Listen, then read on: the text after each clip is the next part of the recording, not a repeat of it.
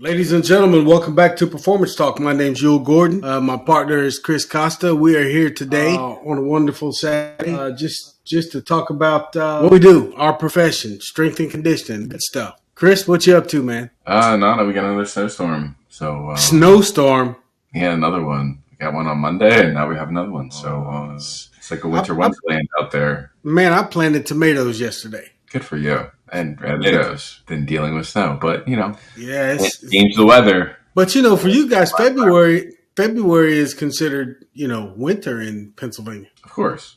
Yeah. Well, it's considered winter in Texas, too, but it's a whole different type of thing. Yeah. All right. Yeah. So you want to go ahead and introduce our guest today, Chris? Well, I'd rather you say the name since it's an easy one for you to say, right? Our guest today is Paul Jones, Dr. Paul Jones. How you doing today, Paul? Great, yeah. Nice to meet both of you today and enjoy our chat for the next bit of time. So, yeah, good. Well, tell us a little bit about yourself and what you do, and let's just get the conversation started. Yeah, I'm a lecturer in sports biomechanics and strength and conditioning at the University of Salford in the UK. Work with Professor Paul Comfort quite closely. You may have had Paul on before, I think.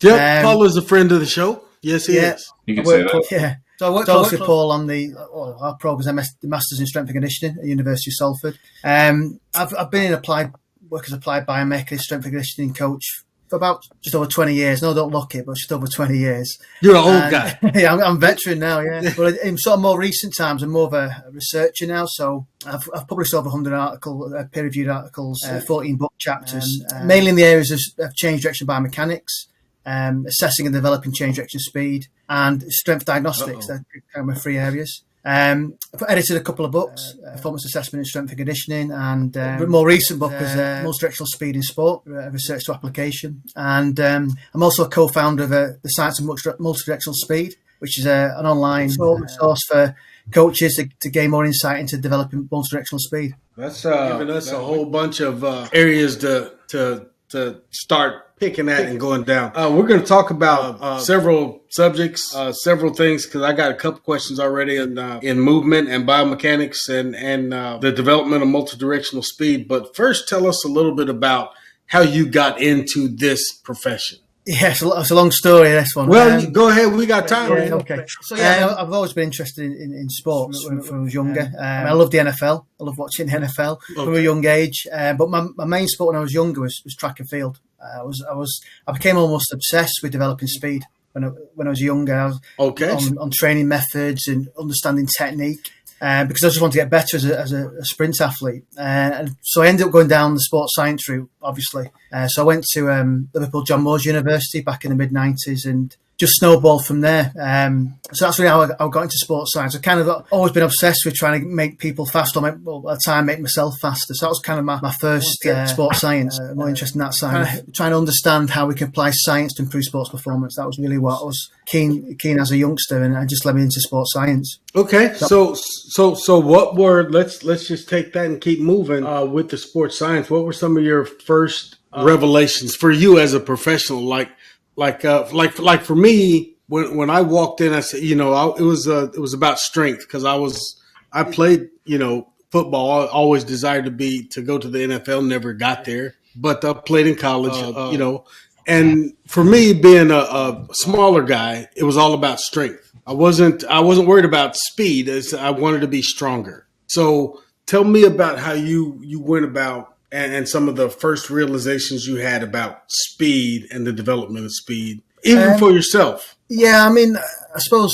to be fair, the strength and conditioning industry in the UK, when I first studied sports science, wasn't particularly big. It wasn't only about 10 years later that when I started studying it, S&C became a bit bigger in the UK. That was probably the biggest eye-opener when I first started science. It was traditional biomechanics, physiology, and psychology. It was much later that strength and conditioning really took off in the UK, and of course now it's quite a common theme. It's probably one of the most popular areas for sports science support now is strength and conditioning. So that was kind of a surprise to me when I first studied sports science. It was less about the training side of it. It was more about understanding performance and assessing a lot of these qualities.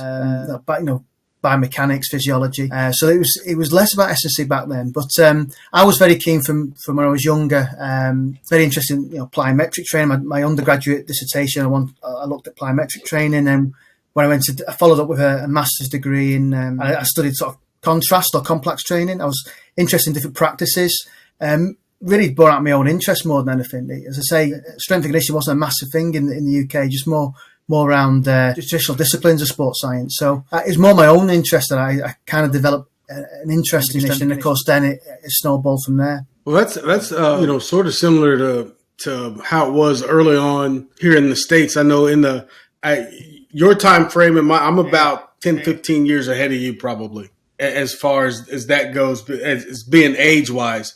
And that's kind of how strength and conditioning and weightlifting and training and stuff was in the U.S. in the 80s and 90s. It was kind of new. It wasn't everybody wasn't really, thinking about it. There was bodybuilding in the 70s and a lot of stuff, came off of bodybuilding, but the science was somewhat questionable back then. So, and not because nobody was doing it or nobody cared about it. It's just that it wasn't something that was there yet. Yeah, I suppose it's the practices were there. There's always been the practices of using weightlifting, using plyometric training, using strength training. But I suppose science has had to catch up a little bit.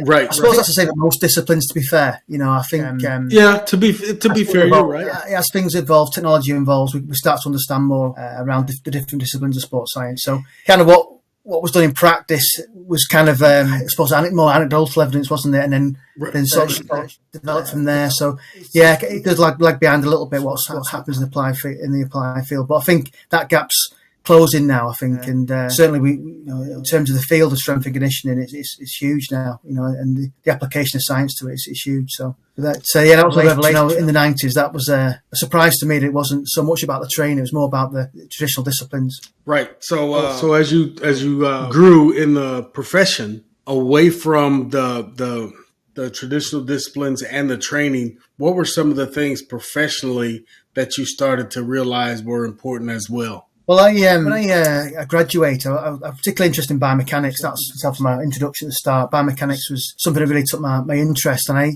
was quite fortunate when I finished a master's degree around 2001. And about that time, I started to work with a guy called Dr. Phil Graham-Smith, who was a biomechanist for long and triple jump with UK Athletics. And I started to be mentored by him quite a bit and ended up doing a lot of work in biomechanics. With sort of long and triple jump, and then I was quite fortunate. Soon after my master's degree, I took a research assistance role in Paralympic sports. So I was working with the Paralympic athletics team, and so I started to work as an applied biomechanist quite soon after finishing my master's degree. And they were great experiences. And one thing that struck home to me working as a biomechanist was, was very good at assessing things, looking at technique, using various technologies. But one thing I felt was important as a biomechanist is not only to be good at assessing and evaluating movement, but can you do anything about it? And the interventions, can you help develop someone's technique? So a lot of my interest was around then thinking, well, strength and conditioning, but trying to use training methods to help improve movement, revisiting skill acquisition principles to try and help develop movement technique of athletes. So I ended up going down then the strength and conditioning route more so because I was interested in it, but also felt that it added something as a tool, really, as an applied biomechanist. I was able to not only evaluate performance movement, but I was able to then intervene, devise intervention strategies to work with athletes, prepare them for some of the movements that we're required to make or the postures we're trying to get into in different sporting actions. So that's really where I really went down the kind of strength and conditioning stroke biomechanics route to try and really better myself, really make me a better practitioner, trying to bring the two together. That was my thinking pretty much quite early on in my career. I felt I needed to become a better practitioner from a strength and conditioning point of view to better advise my athletes that I was working within a biomechanics context. I felt the two were hand in hand for me when I first started. So I went to a qualified weightlifting coach. I did a certified strength and conditioning specialist exam, and so I became a bit more of a specialist in strength and conditioning to help the support I was giving to athletes alongside my biomechanics work. So we use we use the term movement over here, but I think we really mean biomechanics. Well, I know that's what we mean. Yeah, I'll switch to movement. No, that's fine. I prefer biomechanics personally, but we talk a lot about when to change somebody's movement technique or mechanics. When is it necessary, and how much to change it? and those kind of things. So take us down that road a little bit, because some athletes, do you really want to change what they're doing? Yeah, that's a good question. I can think about it from different perspectives. I work with a number of Paralympic athletes, and the athletes who think, well, we've got time, we can help improve technique here. So try and get more to an idealised model. But there's occasions I can think of, working with a very good discus thrower. So this is going back to the Athens Paralympics, and there was some sort of technical issues we felt we could improve, like his front leg position, breaking for the delivery phase of a discus throw. But the time really, he was only a young athlete, he was only in his early 20s at the time. We felt, he probably needs more time to get physically before we could start making wholesale changes. And with the time being so close to games, we felt it's perhaps not best to alter technique that then so suddenly before a major championship could have a catastrophic effect. One thing to consider is how much time do you have to work with an athlete. In some sports, if you've got a major competition, you've got time to prepare for that, then that may help decide whether you've got time to actually make some technical changes. But as I sort of progressed, later on in my career, we've obviously gone down the route of looking at change direction biomechanics. So I'm thinking there, some of the athletes we screen there for looking at like side step cutting technique. We've got a consideration there where, we want to maybe try to make the movement safer in some way, try and alter the trunk position or reduce the leg plant a little bit to try to help reduce loads the athlete's going to experience around the knee.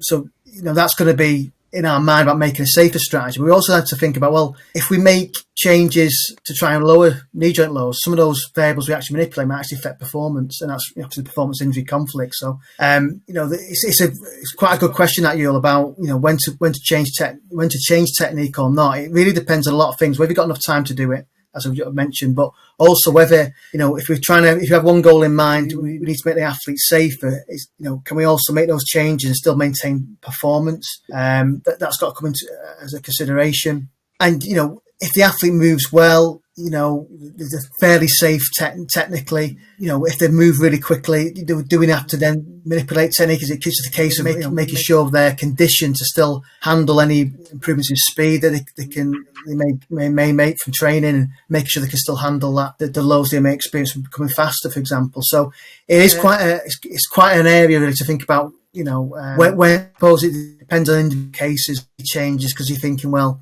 it may start to negate performance, or perhaps you might be wasting your time really, because the athlete is physically well conditioned and technically quite good enough. Really, it's quite an open-ended question. Well, the reason, it's the network's struggling a little bit, but in the background it's picking you up. I've learned that if we just keep talking, most of the time it's fine unless it cuts out. So we'll be fine. Some small technical difficulties, but our audience will and listeners will stay with us as long as, we're not dropping off the earth. So when we're talking about, making those changes, it's all about time. It's all about whether or not whether or not they're conditioned to still maintain the same load.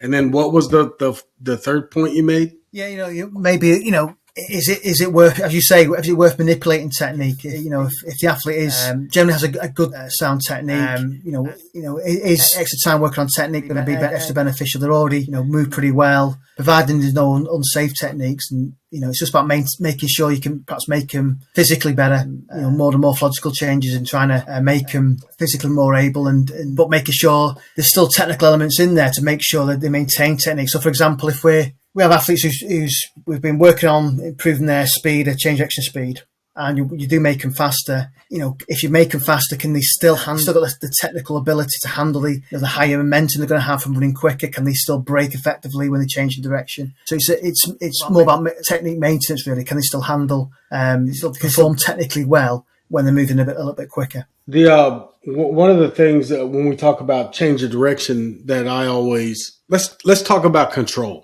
The mechanics of control, and I think that's what you were kind of explaining a little bit. But for me, when I'm talking to athletes, it's really about the cueing. You know what I mean? How do I tell them to drop their hips, keep their feet moving, get your hips around, and do all that stuff? The language. Here's what I found is we have a language over here for change of direction in the States. that coaches say, hey, stick your foot in the ground or stick your foot in the ground and. And I found that every time you tell an athlete to stick their foot in the ground, what they do is stick their foot in the ground. Their leg is straight, the knee is, overextended, and they're jamming it in the ground as hard as they can to change direction. So they think that change of direction, the speed of that change of direction, and the mechanics of that is a straight leg. I call it a lawn dart technique, but it's a straight leg jab into the ground and a turn of the torso when the foot is stuck in the ground. And I've literally watched multiple injuries happen from that technique. Talk to us a little bit about just how we cue that and how we talk about it. I mean, I agree. I mean, the language you use when you're communicating, I think it's important if you try and get those desired technique changes.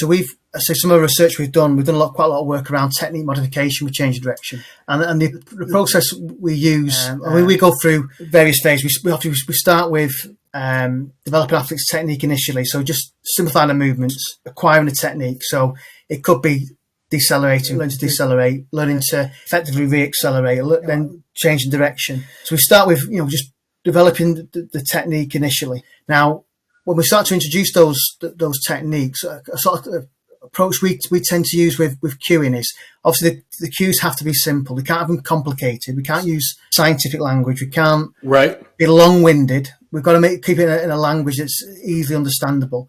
And the approach we tend to use is we're trying to have our cues with an external focus of attention.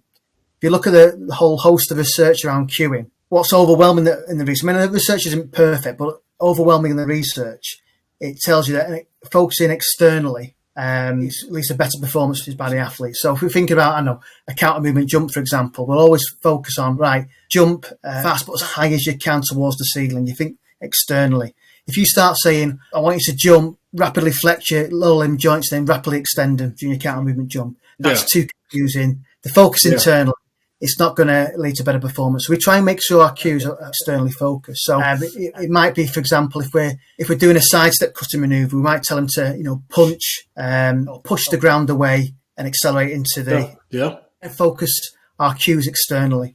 That's the key thing when we're trying to introduce these basic movement patterns. We're trying to focus our cues externally. So we may start, if we demonstrate, maybe use a little bit of internal language just to try and get the general movement pattern as we explain it to the athletes. But then our last cue will be an external focus of attention, and trying to focus on key technical parameters with an external cue to try and get him to guide him into that direction. I quite like the work of Nick Winkelman. He's got a book on the language of coaching. Making cues is very, very difficult. He has a good methodology for developing cues. It's a good read. He's done a couple of articles as well around formulating cues. So we use a similar approach to that. So I think it's simplistic to do because, trying to come up with cues is quite tricky because there's so many technical parameters you're looking to develop when you look at these different movements you're trying to coach. But I do find that the methods used by him are quite good in trying to develop an external focus of attention. That's one thing that I found, that the strength conditioning world is getting better at is learning from each other. Taking something, not trying to recreate the wheel every time we go to do something or have a different language. I know when I started, every exercise had 9 names. Every movement had 17 different ways you could talk about it. But the truth of the matter is the human body, hasn't, let's put it this way, it's changed very slowly over time. So, we can bring that together a little bit more and get a common language so that we can talk to each other better. In your evolution of study, what has led you down the pathway that focusing on extrinsic cueing is more effective than staying on that intrinsic pathway? What is it about the athlete? What is it about your experiences that kind of led you that way? Yeah, a bit of both. The research is quite clear, really, in terms of comparing external internal cues. We had a couple of master's students doing some research last year into it as well, actually looking at it from more of a technical point of view. But when I used to work with a Paralympic sprinter, and he had learning difficulties, and so a lot of when I was coaching him, it came out of habit really to try and think of can communicate in a very clear, easy to understand manner. And I found external cues were far easier with him. Just because you can't make it complicated. And so using external cues, it just came out of habit for me. In practice, I work with athletes who some had learning difficulties when I was working in the Paralympic team. So using external language and trying to focus externally, I found it beneficial. And it's only when I started to look into it more, reading the research that it tend to be, you look quite consistently at using external focus attention is better. When we do all our jump testing, drop jumping, vertical jump tests, we always use an external cue. It's just easier with athletes because if you do mass amount of testing with athletes, a squad of football players, and you might as well use the same cue and that you all understand. Right. So really, I suppose it is a combination of applied practice and understanding a bit of the research to get down that path. Really, what would you say is the right timing to introduce an intrinsic cue for someone? Is it when they're a bit more advanced? Is it when maybe they're struggling to act on those extrinsic cues and you try to bring it into the body? When do you find those tools to be most effective? Yeah, you would use internal language. Say if you're initially introducing, you would use some internal language to try and provide a framework for what we're looking for. But I suppose if athletes aren't understanding precisely, want to zone in on particular areas, you may use some internal language or use a hybrid of the two. So you may say, so he was trying to develop more triple extension when we're driving off during an acceleration phase of a sprint. We might say, drive your leg back. So think a little bit internally, drive your leg back, explosive as you can.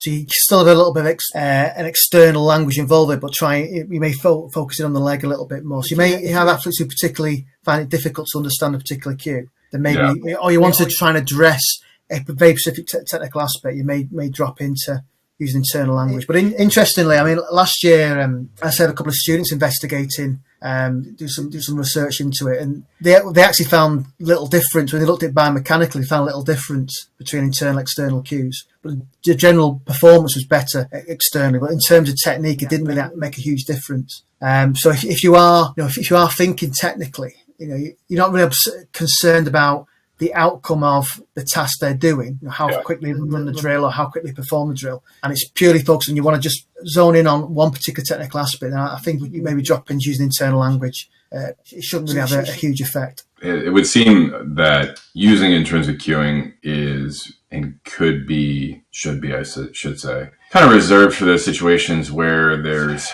a pretty deep understanding of the body on both ends, right? The practitioner and the athlete end. And I think part of the reason why we see intrinsic cues being used in a much more limited capacity as opposed to extrinsic is sheerly because of that understanding. It's not to say that athletes aren't incapable of understanding. It's do they have the interest, right? Yeah. So, for example, you could say, I want you to squeeze your glute as hard as possible. Most of them know where their glute is, right? Yeah. But then it's like, okay, well, which glute do you want me to squeeze? And when do you want me to squeeze it, right? There's so many more nuances to that piece. Whereas if you say something to the effect of drive your foot through the ground, both glutes are going to be firing when they need to fire it. Because in order for them to fully do that, they're going to have to fire their glute. It was interesting. There's one study by Nick Winkelman a few years back where he had two parts to the study. In the first study, they used collegiate football players, I think, and they found external cues are better for the 10-meter sprint task, if I remember rightly.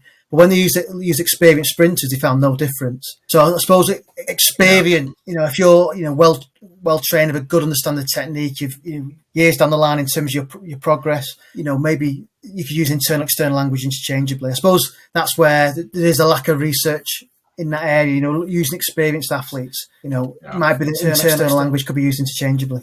It has no effect on the outcome, but generally speaking, there's sort of a lot of the studies we've done where we've worked with youth athletes, youth academy football players, or where we've used university level athletes in the UK. We've generally used an external focus of attention, a lot of our technique modification studies, because I suppose at the end of the day, those athletes will be less familiar with the model of technique for side step cutting. They'll have less experience for it. I suppose that's probably why it is more effective there. But as I say, if you're more experienced athletes may be able to use it internal external cues more effectively either way. A lot of it's about time, right? How much time do you have to be able to put it in practice? How much time can I dedicate to explaining this particular movement? Yeah, if in group sessions, I suppose you just go with consistent cues you're using throughout the session. And if you're coaching 20 athletes, in one field-based session, you may just constantly using that same cue or trying to work on those key aspects of technique you're looking for, just to emphasize.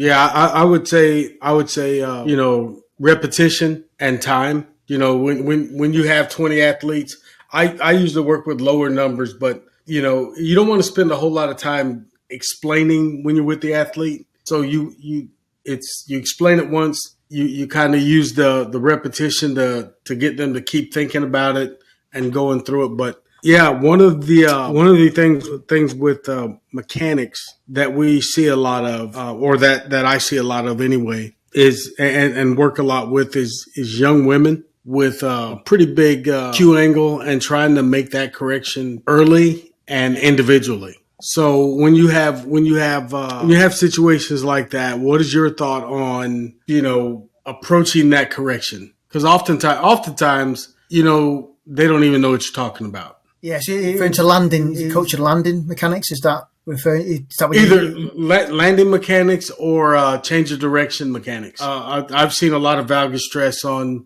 when they put that foot in the ground and that knee collapses, and they're trying to turn. And I cringe every time I see that. Or they're standing straight up and they stick the foot in the ground and they swing that torso around and that knee just does that thing right there. Yeah, but a little bit of valgus is actually helpful for rotation, right? Yeah, but a lot of valgus is not. They're striking a balance between like how much is okay and for how long do they sustain that valgus under force, and how much force are they applying at that angle, right? It gets really dicey. And that's why I'm asking the question. Yeah. Yeah, I mean, from a change direction point of view, I see your thinking there. I mean, there's a school of thought that, you could have more internal rotation hit, more change direction maneuver. But the downside to that is it's going to increase your load in that frontal plane because your force vector is going to be outside or rotated. If some of the research we've done, we examined that a few years back. One of my PhD students, Thomas DeSantis, examined the performance injury conflict for sidestep cutting, and he found no performance benefit for greater knee valgus for sidestep cutting. Really, you should try and encourage kind of leaning into the turn, so make sure your trunk's leaning into the turn because that will help reduce loading in that frontal plane around your knee joint. But trying to avoid large amounts of knee valgus, avoid a more rotate hip position. Less foot rotation. There's no evidence that you'd run any quicker during sidestep cutting maneuver. You're better off having good frontal plane alignment. So I know there's an argument. I can see your argument. Having a bit of rotation just help glide into that movement a little bit more. I think it's more of a mechanical selection, quite possibly by genetic makeup, right, that these athletes utilize when they're experiencing that. A lot of it, obviously, too, is a lack of strength, a lack of stability across that one singular joint from either medial or lateral, right? There's usually some sort of disconnect there that's causing that destabilization, right? But we taught about mechanical advantages, right? And I think that's kind of the hard part to figure out is even though it might appear as outlier information, right? And there might be a risk factor in some ways, it's a mechanical advantage given their lack of stability or their lack of strength. So it kind of goes back to what you were talking about very early on, where you're saying, okay, for me to understand strength and power is really key because now I can address what should I actually change here? You're really getting deep into the weeds on what is really effective change for this athlete. Do I change their strength parameters and power parameters? And then does that have a positive effect on the reduction of knee valgus at this particular range of motion or this particular movement pattern, right? Yeah, I mean, fundamentally, our outlook on this is, I said we've done work around technique modification, but what you got to think about is if you train athletes technically, you'll make them quicker. Yeah. That's going to increase loading when you turn. So you've still got to make your athletes more robust. There's no get away from that. And so we've done, some of the what we've put together. We've develop sort of ideas around, what physical preparation will be required. So you're talking about conditioning the hamstrings to help oppose anterior shear force at knee, glutes, condition the glutes to help try and oppose knee valgus moments. Trunks, use balance training to work on trunk control during change direction maneuvers. Trying to work on, think about when you're trying to develop for change of direction, think about the whole body, the impact that might have. So you've got whole body conditioning alongside your field-based work, your technical work. Really, training for change of direction and agility requires a totally holistic view. We need to be thinking about strength development, eccentric strength, quads, hamstrings, all important to help be able to handle the lows experienced during these manoeuvres. We've got make sure more fatigue resistant. We need to incorporate small-sided games, make them more metabolically conditioned. We need to incorporate technique trainings, field-based training, agility drills to make athletes read the situation better, so they can get into these positions in these, planting your leg for a side step cut maneuver. You've made your postural adjustments beforehand because you've read the situation earlier. There we go. So many factors involved that, we don't want to just hone in on technique. Chris, you're right. It's a holistic view. We need to think about physical conditioning to make our athletes more robust and other elements to it. Using that, thinking about physical conditioning and the holistic approach, where does alignment and posture fit into this whole equation? Is it when you're moving slow? Is it when you're stationary? Is it where does it start to become? Is it become important? Does that question make sense? Yeah, I'll come back to your previous question as well. In terms of, we were talking about landing mechanics as well. I think you need to start off there and look examining athletes. Just purely in control situations.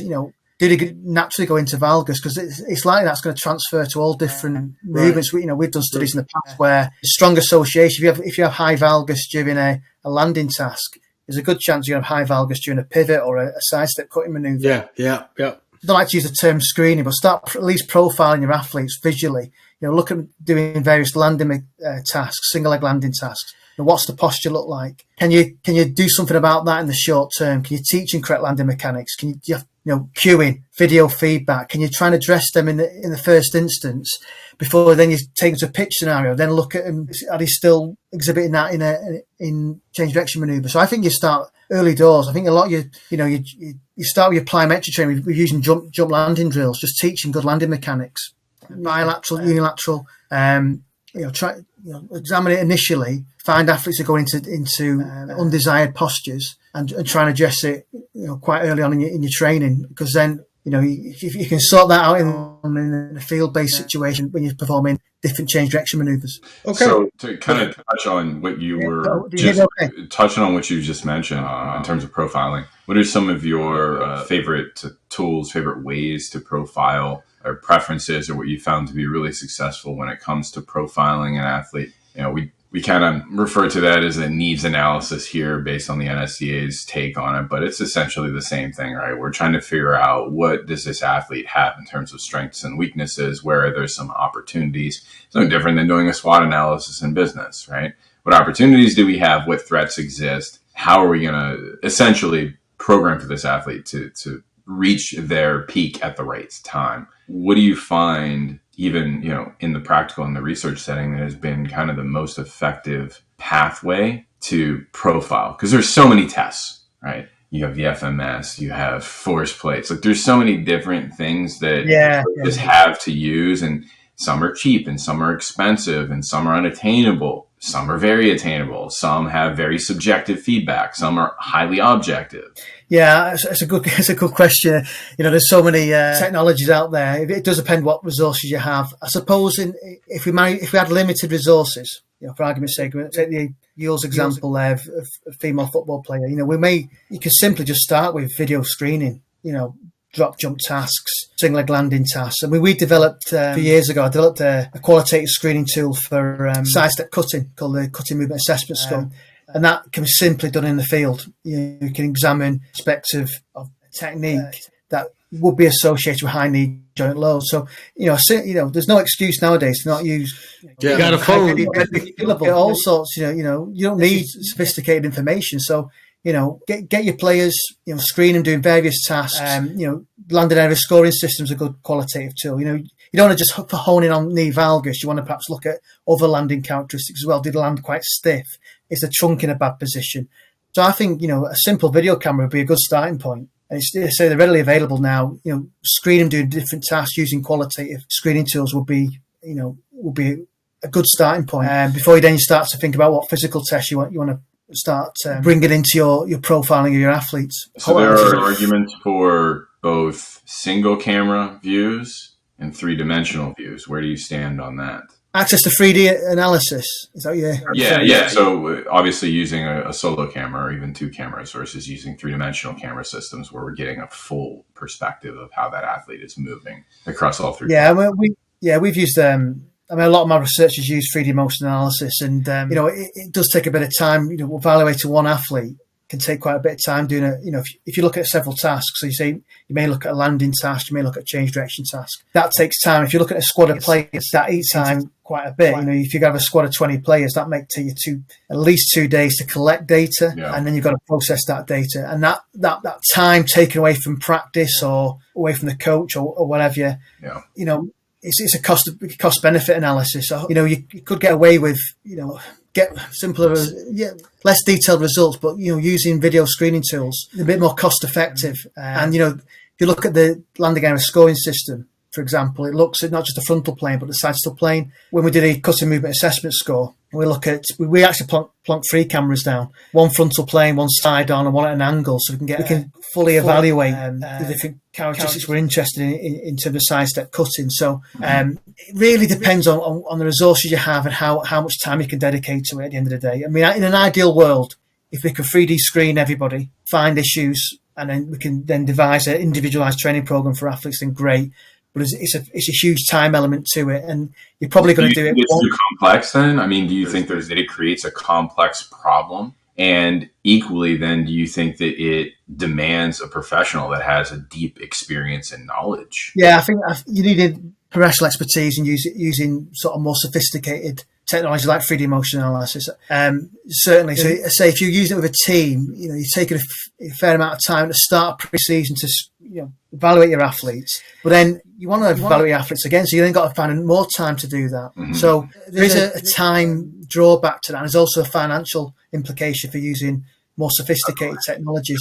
But what is more readily available is got your iPhone, sure. High-speed video. You can screen your athletes quite quickly and do it repeatedly.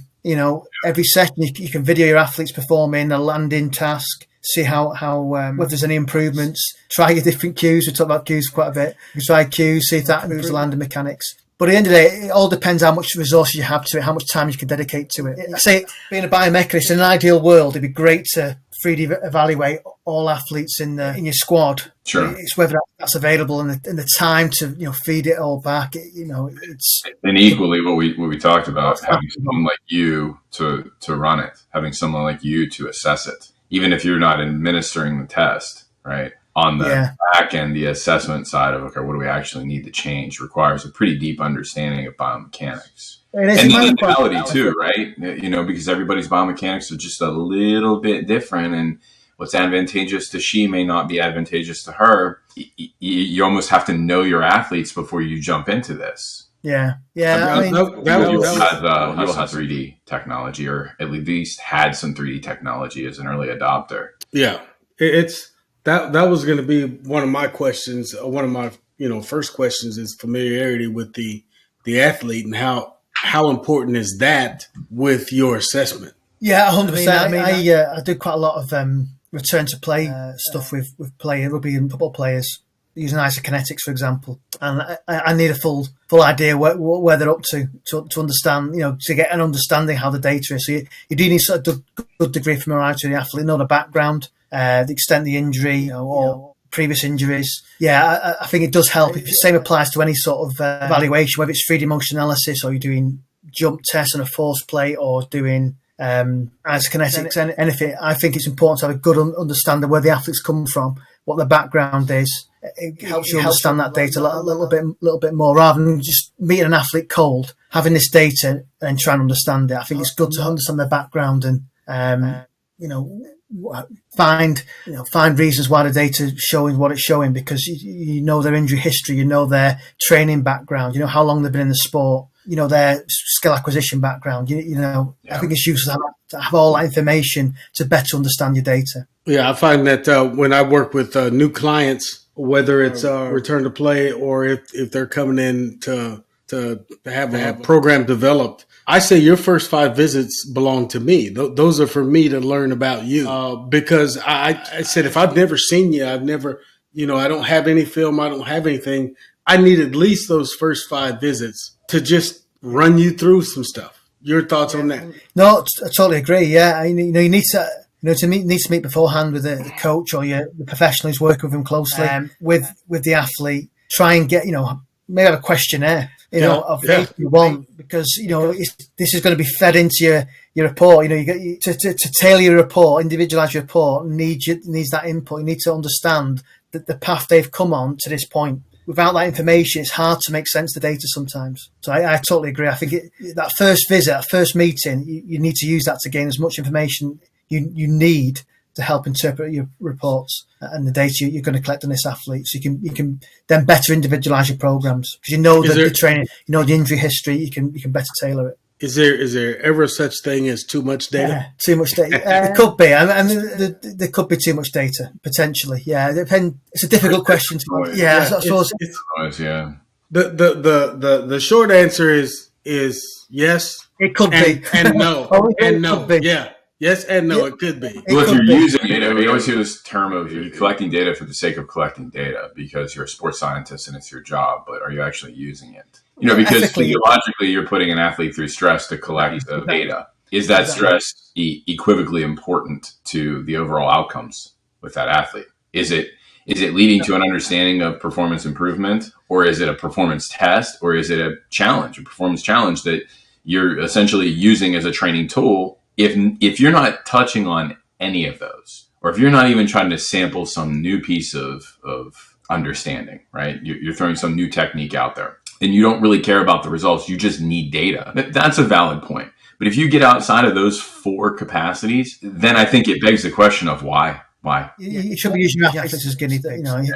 Ethically, the information you collect is the information you need, and that's it. I don't like to see athletes used as guinea pigs. We'll try this out, and we're not going to use that data now. You've got to be, what you collect is what you need to help inform that athlete longer term. So that's my standpoint anyway. Determination of, since we're on data, determination of what data you need, we know is critical. What's your thoughts on how to do that? Your approach. Let's put it that way. What's your approach? How do you determine what you need to know before you choose a test? Or it could be any sort of evaluation. I suppose if we're taking, come back to what we started to talk with, thinking about movement evaluation. So say we did go down the route of 3D motion analysis of sidestep cutting, for example, and we were going to evaluate some athletes and see how good their technique is. For me, the variables I pick out will be key ingredients to determining, for example, the loads of the knee or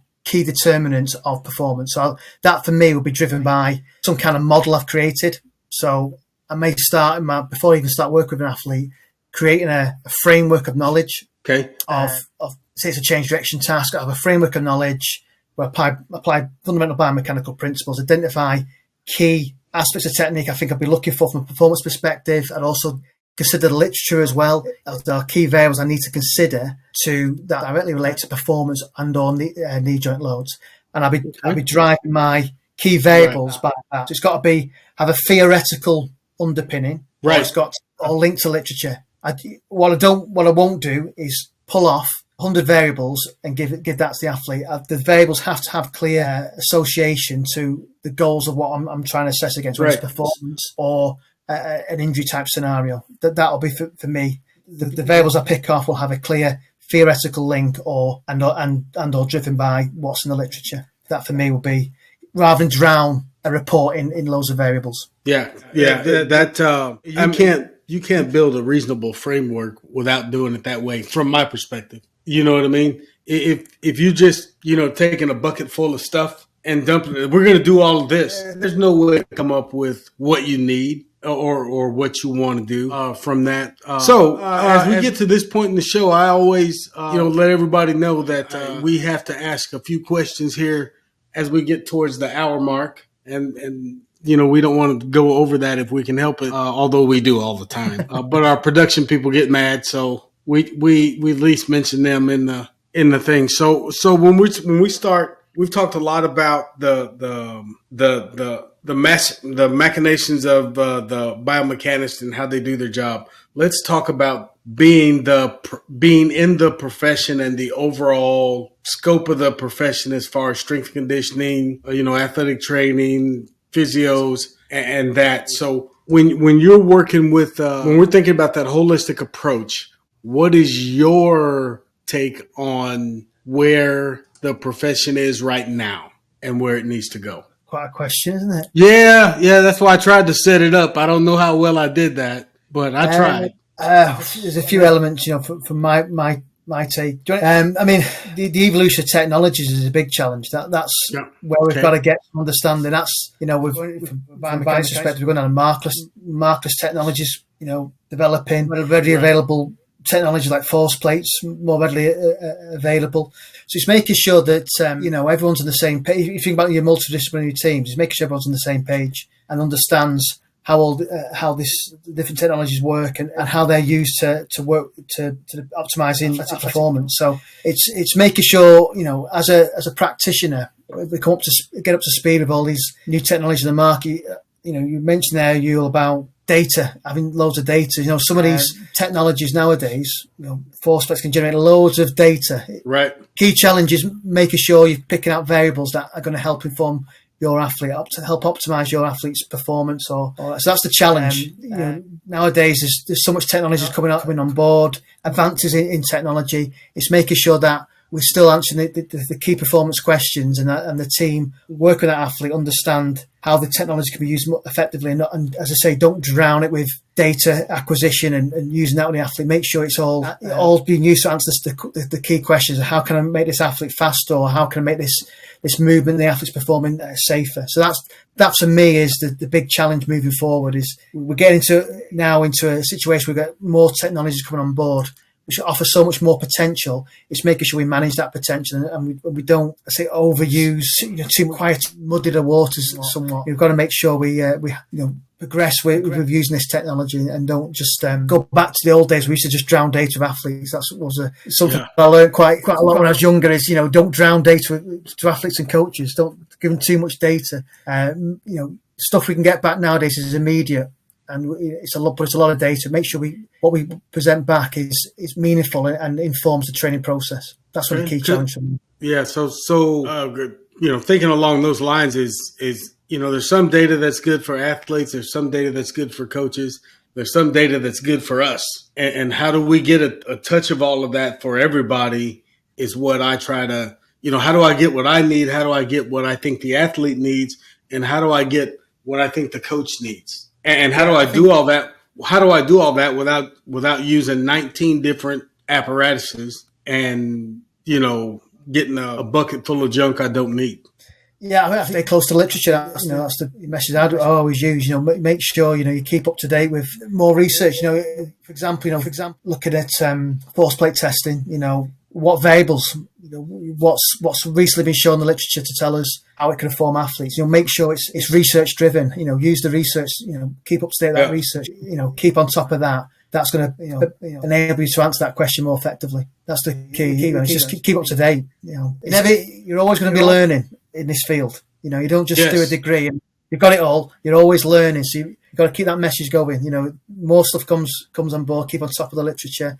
Keep on top of the research, because that's the only way you're going to keep your head of the game, really, and making sure you're using the best practices to work with your athletes. Well, Paul, we are at that point where we're at the end of the show. I'm sure we could talk another couple of hours easily, but we'll reserve that for another time. I appreciate you getting up or sticking around late in the afternoon and staying with us, coming on the show and all that good stuff. Hey, just a shameless plug for you, Paul. Oh, yeah, thank you. I had it, that's searching for it. So for those of our listeners that like to inundate themselves with deep knowledge, good textbook. Trying to find a way to implement it into some of my classes. Thank you very much. That's great. But thanks for having me. Thanks for the invitation. I've enjoyed the chat, so I appreciate it. Yeah, going on, Paul. This has been Performance Talk with Yul Gordon and Chris Costa. Today's guest was Dr. Paul Jones. We'll see you again real soon, guys.